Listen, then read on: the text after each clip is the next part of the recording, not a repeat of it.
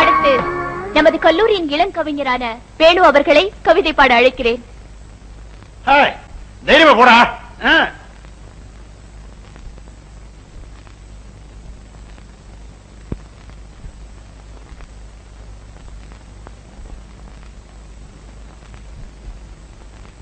இனிய தென்றலே இரு கைகள் வீசிவா. ஐயா கவிஞரே, கவிதை என்றால் பாட வேண்டும், படிக்க கூடாது. என்னங்கடா சொல்லுங்கடா, பாட சொல்லி.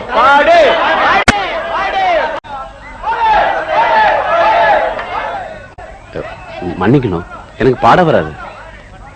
பாடு, இல்லை என்றால் சபையை விட்டு ஓடு.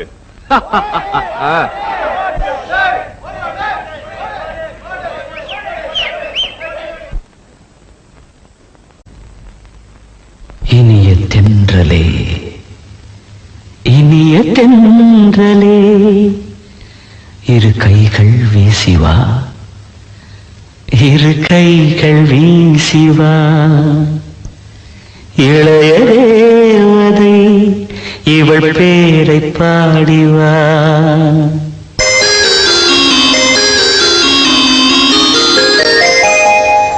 இனிய தென்றலே இரு கைகள் வீசிவா. இளைய தேவதை இவள் பேரை பாடிவா. கவி கம்பன் காவியம், ரவிவர்மன் ஓவியம், இரண்டும் இவளோ இனிக்கும் தமிழோ. இனிய தென்றலே இரு கைகள் வீசிவா. இளைய தேவதை இவள் பேரை பாடிவா.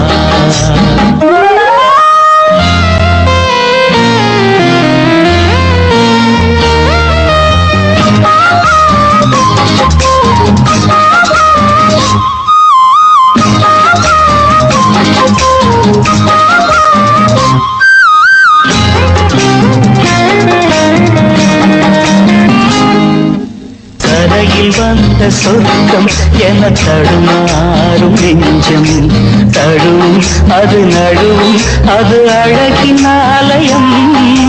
பவளம் போலும் தேகம் அதில் பசியாகும் போகம், இதழ்கள் இவை இரண்டும் நல்ல அமுத பாத்திரம்.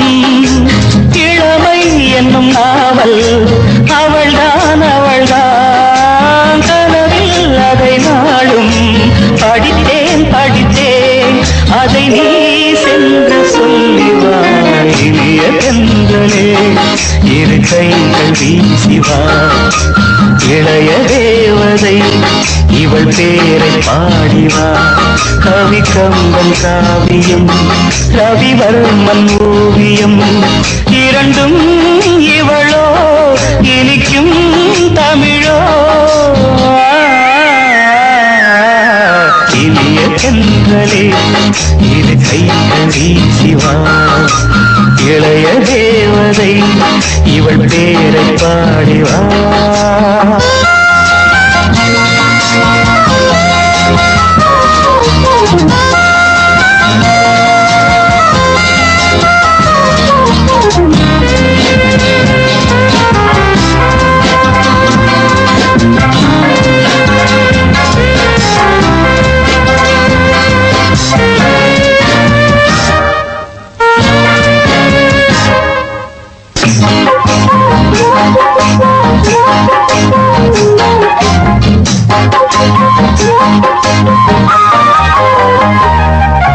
கருமையான கூந்தல் நல்ல மலர் தூங்கும் ஊஞ்சல், அசைந்து மெல்ல அசைந்து என்னை அழைக்க வந்தது.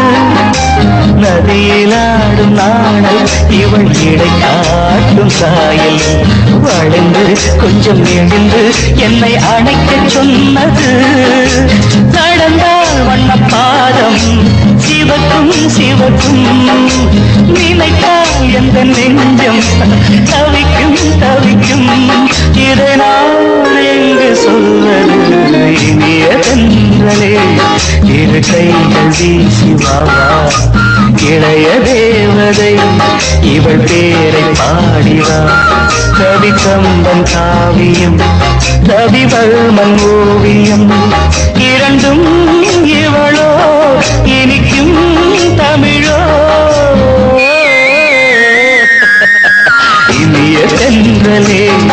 இரு கைகள் வீசி வா இளைய தேவதை இவள் பேரை பாடுவா.